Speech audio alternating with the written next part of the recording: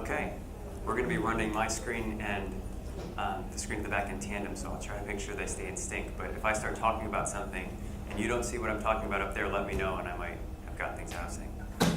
Okay, well, I wanted to start it by thanking the John Templeton Foundation and Eleanor Stump and John Greco and the other fellows of the Intellectual Humility Project at St. Louis for a wonderful year and just a fantastic time to develop friendships and talk about a lot of really interesting stuff, including intellectual humility. And I want to also say that, as you probably noticed, the title of this paper is not the title on your abstract. And I've decided to defend a slightly different view that's going to imply that the humble person has intelligent, low sensitivity to self-exalting goods, but I'm going to argue that humility involves more than that. So for this talk, I will be assuming that humility is valuable, and I'm going to be discussing humility as a virtue. So those are some important assumptions, and let's begin. Okay, so the outline of the talk, briefly, I'll state some methods for defining humility. Then I'll look at the vices of pride as a way of getting a grip on what humility is. I'll identify 4 components of virtue, and I'll consider the complex virtue of humility in Aquinas. Then I'll modify Aquinas' account and develop my motivated self-management account. In the paper, but not this presentation, I look at how humility relates to the coordinating virtue of magnanimity, which we won't have time for today. Okay, so first, one method for identifying humility is to identify moral exemplars of humility by intuition, and then identify the humility in them. Another is to identify a value and define humility around the trait that realizes that value. A third is to identify contrary vices of humility, and then identify humility by contrast. And there are other methods, but here I will use the vice of pride to help define humility. So, for example, consider vices of pride and then identify virtues of humility by contrast. So, okay, there are varieties of vices of pride, and I want to acknowledge my debt to Bob Roberts and Jay Wood for helping me to understand just all the different ways one person can be proud. So here are some examples.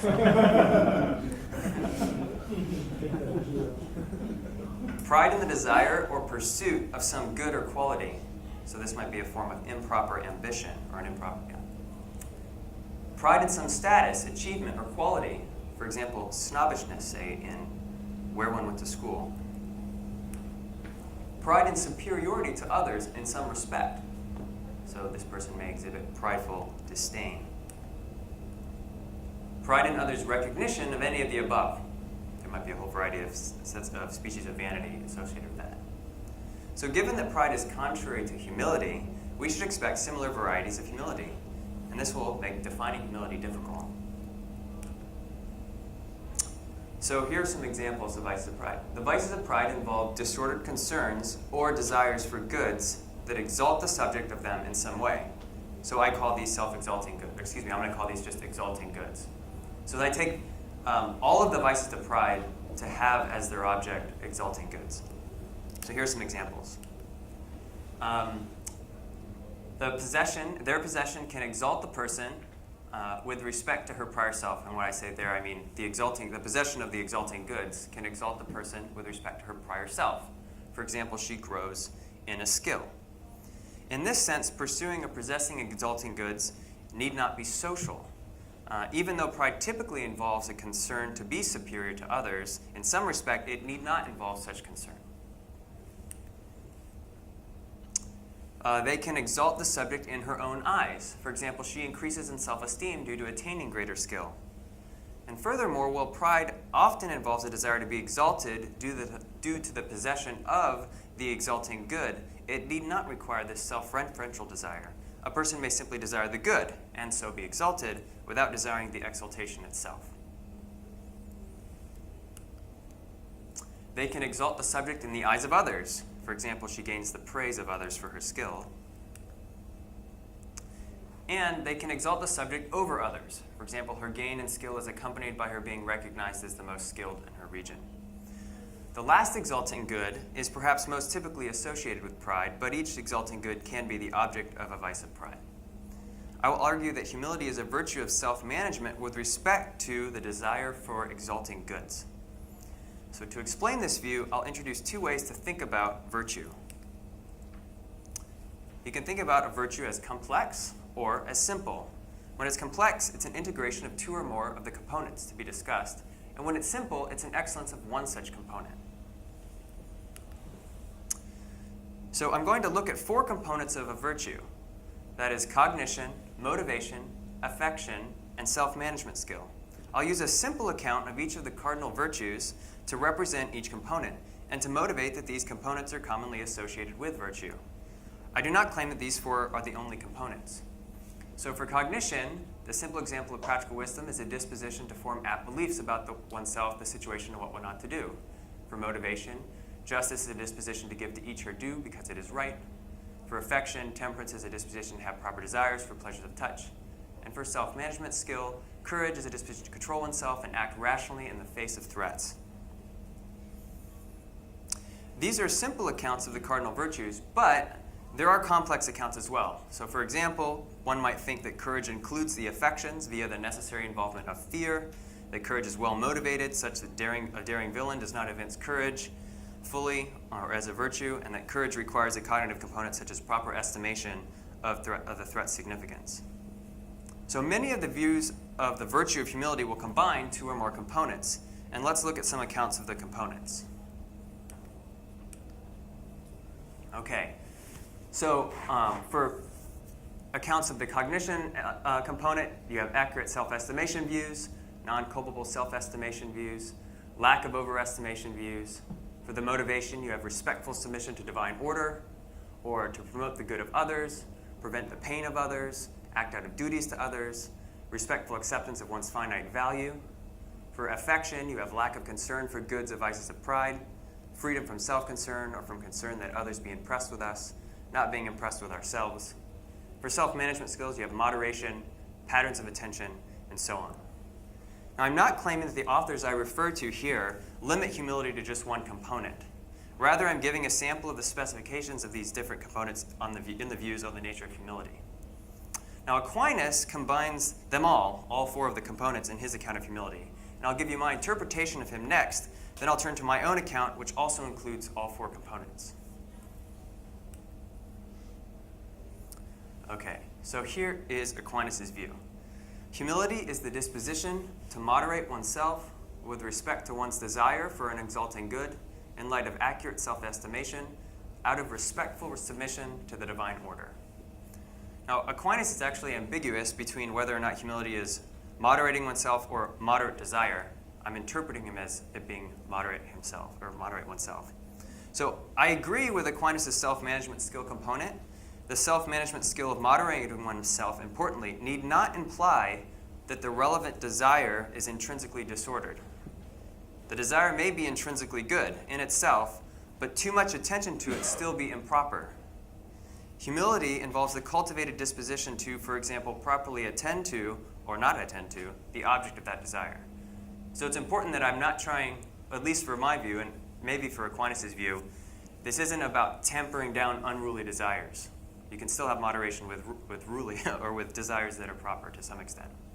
So I also agree with Aquinas' affection component, which provides the domain for the skill's application. Okay, but I'll alter his cognition and motivation components. Aquinas, like many contemporary views of humility, has an accurate self-estimation requirement, but I'll argue that that's mistaken. I'll also offer a motivation component that does not require belief in God. But before giving my account, I'll briefly summarize the relation of these 4 components, give you another way to think about them.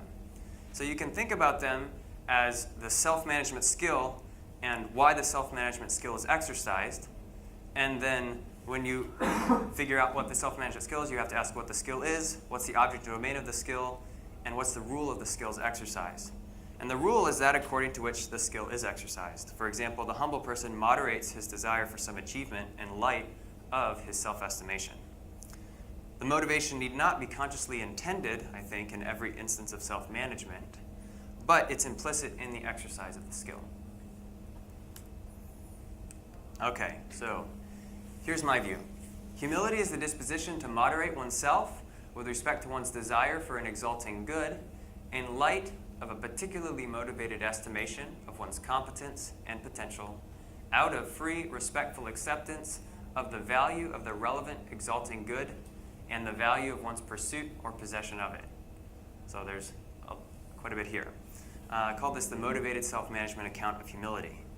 Now, I won't be discussing the nature of dispositions. The account is compatible with a variety of accounts of dispositions. I will discuss now each of the components of I will discuss each of the components of the definition, and I'll explain the particularly motivated estimation when I discuss the cognition component. But in short, the motivation for the self-estimation is roughly the same as the motivation for the moderation. The relevant exalting good is the good that is the affection's object, and the affection specifies the kind of humility at issue.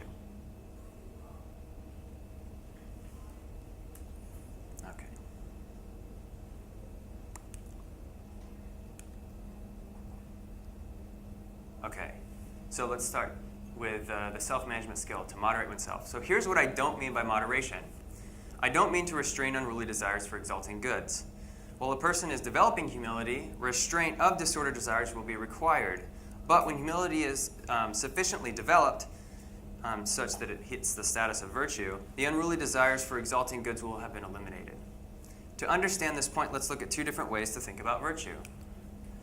A virtue is corrective and a virtue is perfective. A corrective virtue corrects for disordered tendencies. This view is commonly associated with Philip of Foot. The virtue is no longer needed when those tendencies are eliminated. A perfective virtue consists in the perfection of disordered tendencies such that those tendencies are replaced by ordered tendencies.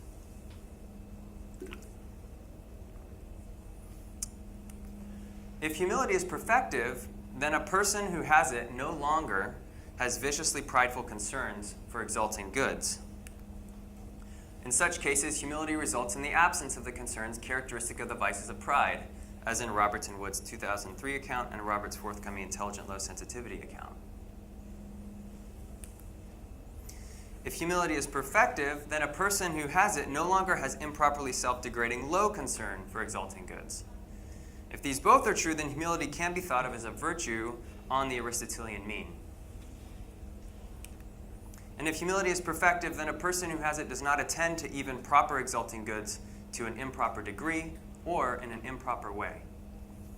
Importantly, humility will be present even if all intrinsically disordered desires for exalting goods are absent.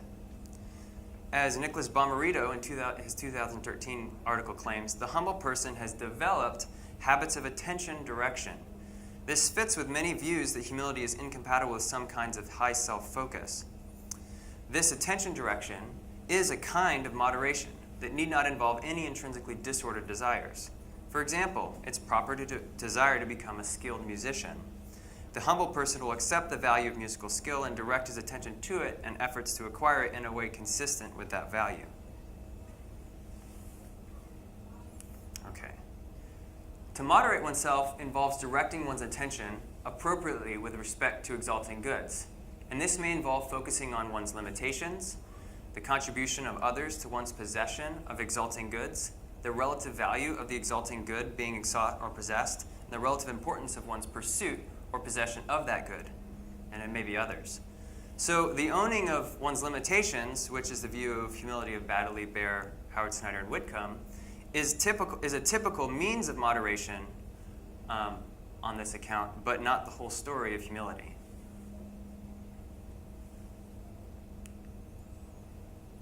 So, why is self-management essential?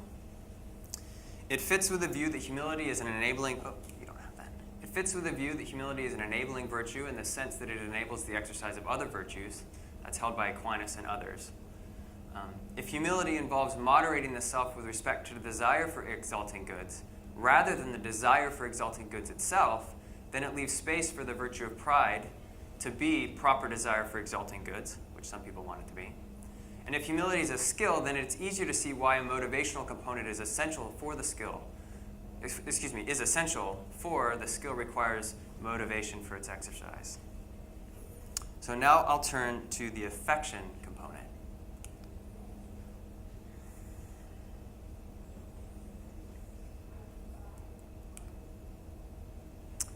So the affection is with respect to one's desire for an exalting good. The object of the affective component specifies the kind of humility. Different kinds of humility are determined by different exalting goods. So here are some exalting goods. They're individual goods, for example. To attain an exalting good without concern for the exaltation itself. For example, to attain musical skill. To be exalted above one's past self. For example, to appreciate one's superior musical skill to that of one's past self. To be exalted over another. For example, the desire to be a better musician than another. And there are also social exalting goods.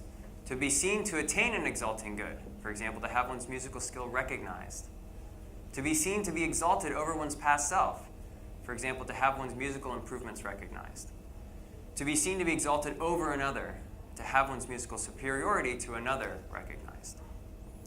As we saw in discussing the vices of pride, there are different kinds of exalting goods. Some are intrinsically valuable, while others are only instrumentally valuable. I think that the humble person will only desire superiority to others instrumentally. Humility moderates affections with respect to these varieties of exalting goods. One could be humble with respect to some exalting goods, but not with respect to others. Okay, so why is an affection component essential? A self-management skill must have an object or domain, and the affections are a good candidate. And humility corrects the disorder of pride. And the disorder of pride includes disordered desire, so humility corrects disordered desire. I think that humility corrects a disordered desire by moderating the self with respect to the object of the desire in such a way that it enables a proper desire for the object. Okay, now we'll turn to the cognition component.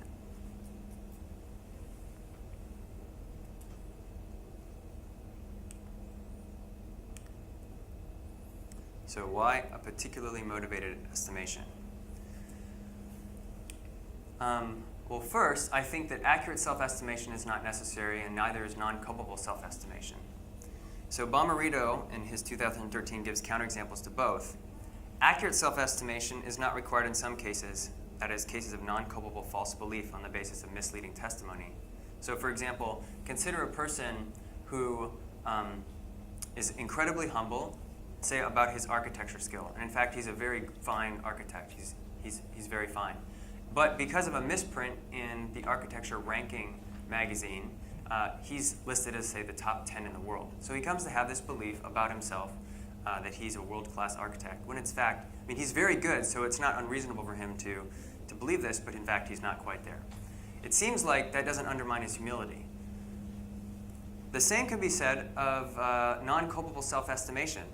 So you can imagine a person who is, say, culpably trusting of his mother's assessment of his skill because he just loves his mom so much. He loves his mom in a way that contributes to a kind of culpable epistemic inference that he's making, or an epistemic trust that he's given her. It could be that she tells him that he's great with respect to something, and he believes her, and he's really culpable for believing her, but his belief of her leads to misestimation, but doesn't seem to undermine humility. So it looks like neither of these are going to be required. But it does seem that self-estimation is required in some way, and you see tons of accounts of humility that build this in. So I'll talk about the specific way when I discuss the motivation component. But why think that some self-estimation is essential at all? In short, the answer is that pride leads to overestimation. So it's widely held that humility protects against at least some kinds of misestimation. So some kinds of misestimation are incompatible with humility. For example, a characteristic effect of pride is overestimation of oneself. Humility protects against overestimation that is motivated by pride, but it does not protect against all forms of overestimation, like the two from the cases I just described. So what is the particular motivation? The particular motivation for the self-estimation is the same as the motivation for the moderation given in the definition. And let's turn to that. So, to the final component.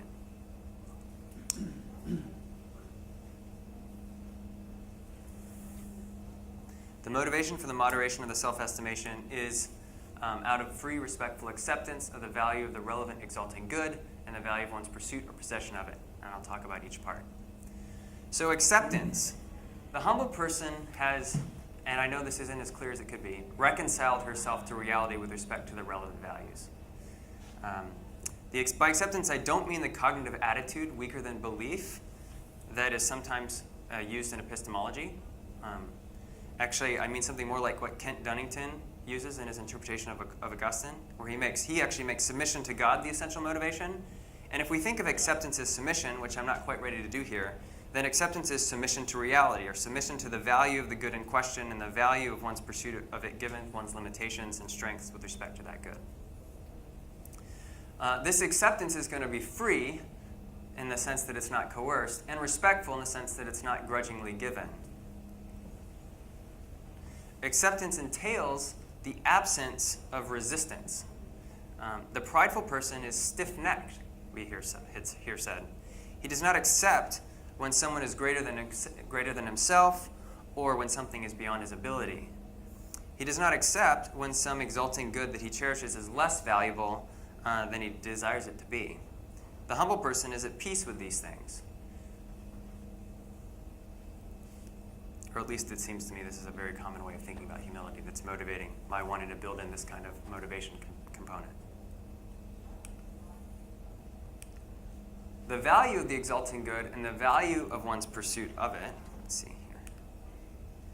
The value of the pursuit or possession of the exalting good will depend on the value of the exalting good itself, one's competence and potential, the manner of pursuit required, and the value of other competitor goods and people.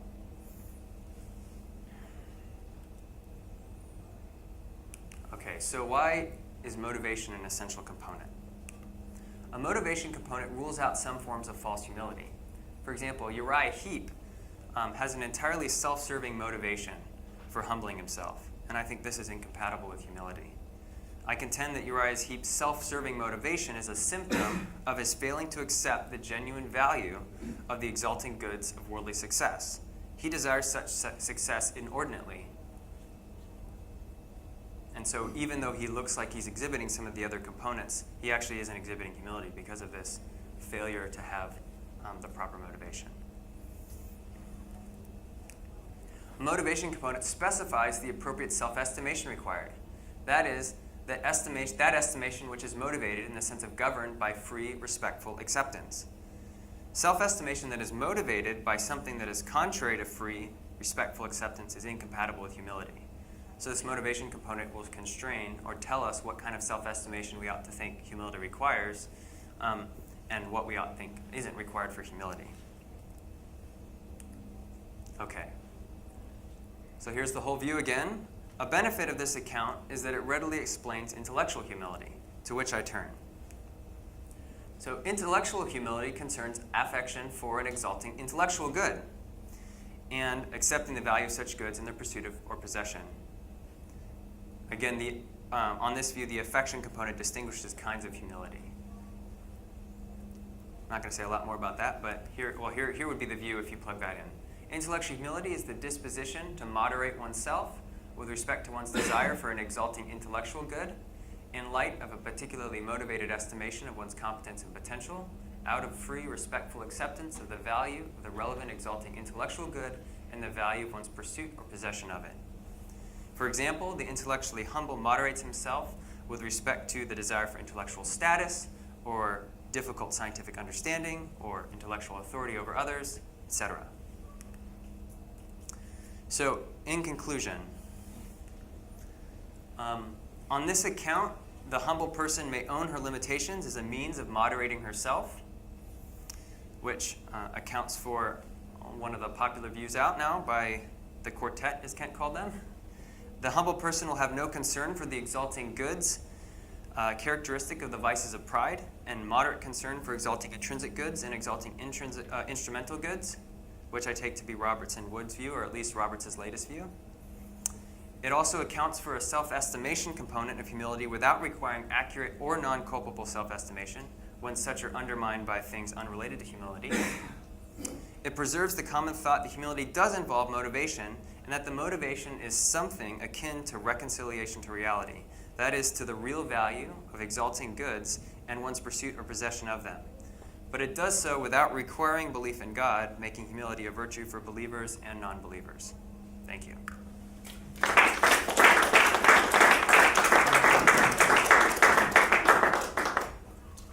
Get your hands up, Dan.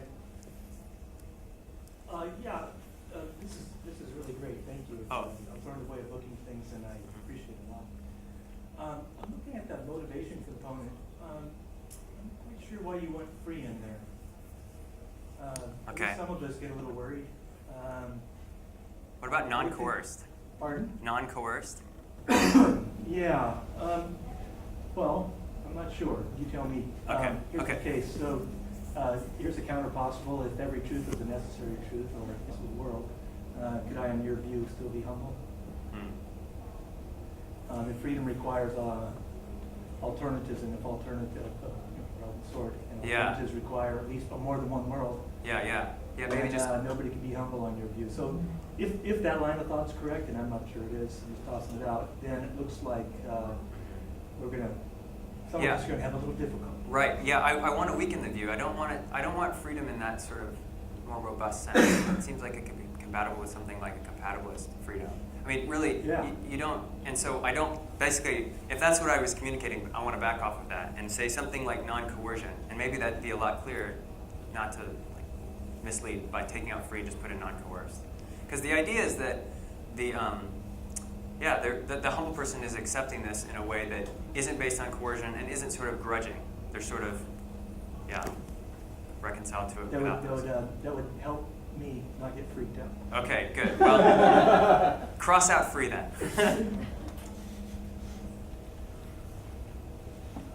My question was to ask you about why it would be good for the extent to which I desire a good to be determined not just by how good it is, but by my limitations. You might think that once I find out something about my limitations with respect to obtaining the good, I should still want it every bit as much. It's just the desirability of the good. It's just how good it is. That's what determines how much I should want it. So I'm wondering if you have a story about why it's good for the extent to which you desire good to be determined in part by your recognition of your limitations. Mm-hmm. Yeah. It seems like a person. So it seems like you could exhibit certain kinds of pride when you put yourself in that situation. So imagine you want to climb a mountain, and you start going up, and things are looking pretty good, and you see some dark clouds, and things are looking less good, and it starts to snow, and things are not looking good at all, and then it starts to get to a situation where you're not able to see, and you might think, I just keep desiring. Now, it seems like what the person's going to do is they're going to say, my limitations may be dictated by the situation or whatnot. Make it such that I ought to just continue to desire that thing as much as I did at the beginning. I should moderate the desire, or I should go back down the mountain before I get into trouble. And a person who just says, forget all of that and continues on, could be doing it out of a kind of pride. They could be doing it out of maybe just rashness, but I think they could also be doing it out of a kind of pride that I want humility to protect against. What do you think? Well, I just wanted to hear your answer. So Okay. So, let me ask a question. If your view has two entailments, and if so, what do you think about those entailments? I'll be honest, I'm not sure what to think about. But, so here's the first entailment. It looks like children couldn't be humble. At least it would be very hard to be humble on this account. Which, I mean, sort of given, especially young children, but given the cognitive demands that your account has. Well, you might say that's okay. But my view entails that young children can't be humble. No big deal. But the second entailment looks like a lot of disabled individuals, developmentally and cognitively disabled, sort of doubly won't be able to be intellectually humble, right? Because it requires the estimation of one's competence and potential with respect to intellectual skills that they might lack. But they also might not even be able to have sort of the cognitive capacities to form those judgments about any kind of skill. So it looks like because your accounts not only of intellectual humility, but humility in general has such a high cognitive demand, it would entail that certain disabled individuals aren't able to have that. And if the virtue is an excellence, then it looks like it entails that disabilities are what Elizabeth Barnes called, right, bad differences. There's something value-laden about being disabled that means you can't have an excellence. Yeah. So if it entails that, what do you think? Yeah. So with respect to children, I tend to think that children can't have virtues because they don't have the requisite experience or development. Yeah. But they can still exhibit a lot of these components in ways that I think Age are really good for them, appropriate. right? Kind of maybe age appropriate. And I suppose we could just, I don't know, we can come up with another kind of child virtue that they might exhibit to greater or lesser degrees. With respect to disabled individuals, it looks like I probably want to say it would depend on the degree of disability. So if you imagine a person in a coma, I don't think they're going to be able to at least exercise this. Maybe they have it in a dispositional form. But if you take somebody who is functioning far more than that, well, it looks like, I mean, how difficult is this, right? So they just need to have their sort of assessment, their self-assessment of their competence potential needn't be particularly rich and robust. It's just it has to be well motivated, and they have to be moderate themselves with respect to what they happen to think they can do, you know? So if it's, and it could be something, I mean, with an intellectual good, it might not be that they can exhibit intellectual humility with respect to super high intellectual goods, right? Like certain kinds of philosophical understanding. But maybe they can exhibit it with respect to easier to get intellectual goods. So I guess that would be my thought. So maybe then there are some species of humility that wouldn't be accessible and some that would be. Yeah, thanks. I was just wondering if you could clarify also on the cognition point how your view deals with the Rudy case that I think Maura Priest mentioned first, that of this movie Rudy and the guy who's trying to get onto the Notre Dame football team. Right. He's really not capable of it, so he ought to assess himself, his competence as too low to be on the team, and so he ought to restrain his desires, and he ought to not seek to be on the team. Maybe it seems like intuitively, and yet he doesn't seem like a person who's proud. He might seem humble just because he's willing to accept whatever place he gets or something. Yeah, so I was thinking about this, and that's why I put in the competence and potential issue. So what he really wants in that film is to just suit up and walk on the field. He doesn't want to be a starter. He doesn't want to sort of be the best, defensive end in Notre Dame's history. And if he did desire those things, then I might say he's proud and lacks humility. But he thinks that if he works really hard, he might one day be able to just walk on the field with a team, and so get his name in the books. And it looks to me like he did it, and maybe, there was some providence or chance that led to him accomplishing it, but it doesn't seem like he might have, basically what I'm saying is that his estimation of potential allowed for it. If he didn't have two legs, then it seems like it wouldn't, he wouldn't have the potential to do it. But he was really hardworking, and he had sufficient sort of physical ability to at least, I think, make it possible. Is that a follow-up, Dan? Pardon? Is that a follow-up? No, thank you. Any questions? So I'm wondering what you think about a case like this. So imagine I think about this intellectual good, I really want to get to it, and then it becomes reasonable for me to believe that I could get to it, but the only way for me to get to it would be to be pretty arrogant, or if I have really kind of overblown self-confidence, that being like that would be the best way, maybe the only way for me to get to this intellectual good. But if I do that, I could do it, so I moderate myself with that desire of getting that good. Yeah, and so do you recognize that desire is just instrumental? Basically, is the desire instrumental, or are you thinking, no, I need to get myself to care about it for its own sake, and if I do that, then maybe I'll be a little bit better, or something like that? Basically, are you engaged in self-deception? Or Yeah, not? I haven't thought it through that far. I guess I was thinking about it instrumentally. I think, okay, I really need to get this, but the only way to get through this project is to be really kind of convinced of my own greatness, and then if Mhm. I do that, I can Yeah. get this good. Well, I think then that's consistent with humility, right? And this actually relates to Dan's paper and their criticism of the low concern view, where they have a professor who, in order to support her family, needs to really care about her status in her epistemic community among the other colleagues. And it seems to me that provided that she's caring about that as an instrumental good for the sake of providing for her family, and that's what she needs to do, then that seems perfectly consistent with humility. It's really if she were to care about it intrinsically for its own sake, that there would be a conflict with humility. All right, do you mind if we skip you? I do not mind. All right, I do Ross. Yeah, thanks, Scott. So it looks like at the heart of the account, there's a well-regulated or a moderated desire. And so A moderation of self with respect to a desire. Okay, so maybe you could say a little bit more, because it looked like there was temperance was factored into the account of humility. I just was wondering what you thought the relationship between humility and temperance was. So there's two different ways of thinking about temperance.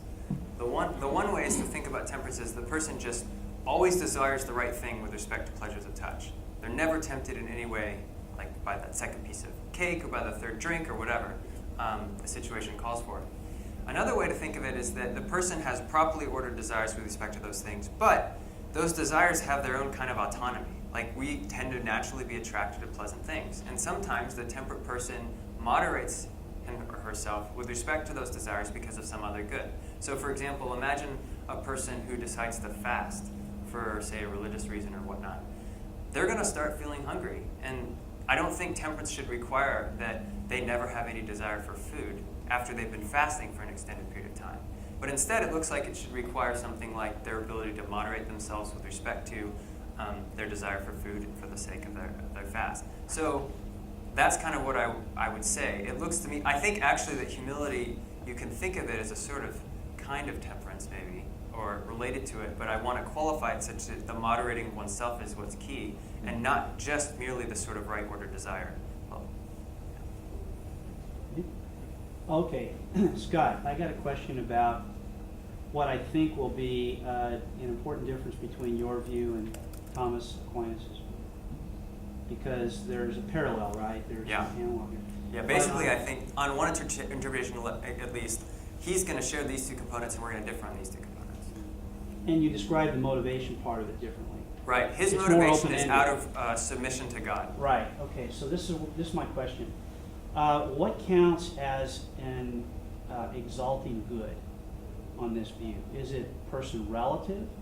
Is it potentially culturally relative? Does it have some more objective, universal reference? Yeah, well, Do you know what I'm getting at? yeah. So Aquinas doesn't really talk about exalting goods to really in any detail. So what I'm going to say is my view, and I don't know whether that agrees with him or not. But I think that some exalting goods will not be relative because they'll be conditioned on human nature. So, for example, I think humility is an exalting good, and any virtue is an exalting good because it sort of, in a way, can lift you up in your ability with respect to your previous self. Some goods are going to be culturally relative. For example, certain kinds of honor are going to depend on a culture and what they find honor worthy, and so, or worthy of respect or something like that. So achieving fame or being thought well of in a certain community may depend on the practices or the sort of values of the community. So there's going to be a lot of different kinds, and that's when I was talking about the varieties of vices of pride and then talking about exalting goods. You notice I put a lot of them down there, and it strikes me that pride is just very various, and humility is going to be various in the same way. So you're going to get lots of different species, and that's, I think, one of the reasons why it can be really difficult to pin down this virtue, because it seems, and with the language of exalting good, I'm trying to sort of bring all of the objects under one roof.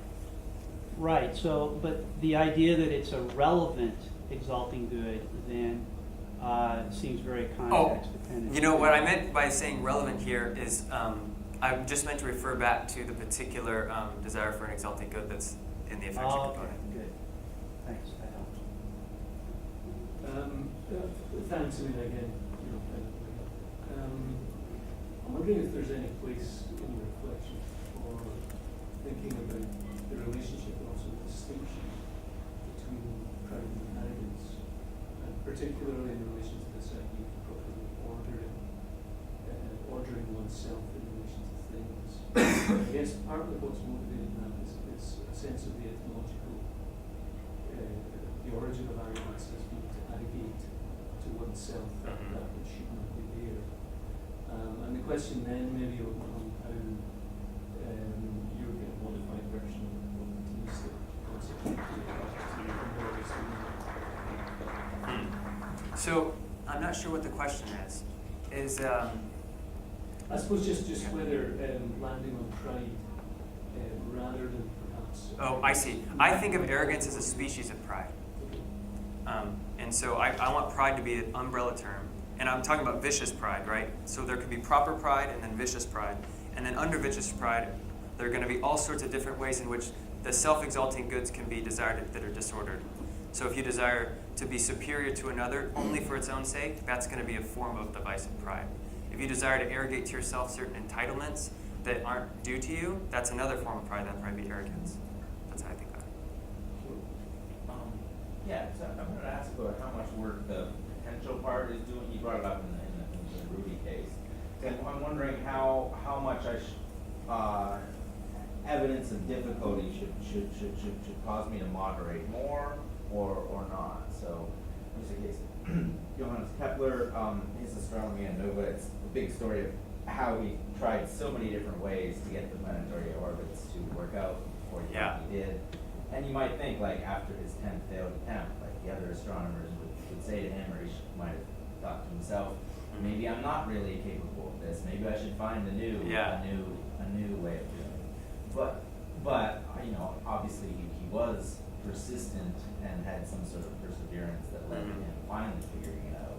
So I'm wondering, in that case, do you think there's a lot of pressure and would be pressure on him in your view to say maybe this isn't the kind of good I can reach, or do you think you can lean a lot on saying maybe there's this potential here even though I haven't shown competence? Yeah, well, so he might have recognized that he was sort of competent to do the math and do the sort of observational work that should lead him to. So if he might think as a scientist he's competent to do this, but he's failing a lot. And you might ask, I mean, to answer the question whether or not he's prideful or not, I think you'd have to look at his motivations for it. Like, so is he really dissatisfied with the current model, such that he thinks, look, it's got to be something else, and he's just persistent in pursuing it because he recognized the current model is unsatisfactory in some ways?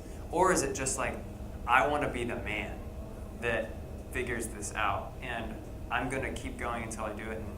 And then it looks like if he doesn't figure it out, or it looks like maybe what I would want to say is he's not sort of respectfully accepting the value of the good, which is namely finding out the truth of the matter in such a way that if it's not him, if he isn't the one that described it, then that would like cause him despair. If that sort of is part of his psychology, then I want to say he's not going to be exhibiting humility. Yeah, no, I'm thinking of a good motivation case. Okay, good. How much I start getting evidence in that this is hard, really hard, maybe harder than I thought, maybe I already thought it was hard. Like how much does new evidence change how I should think of my moderating?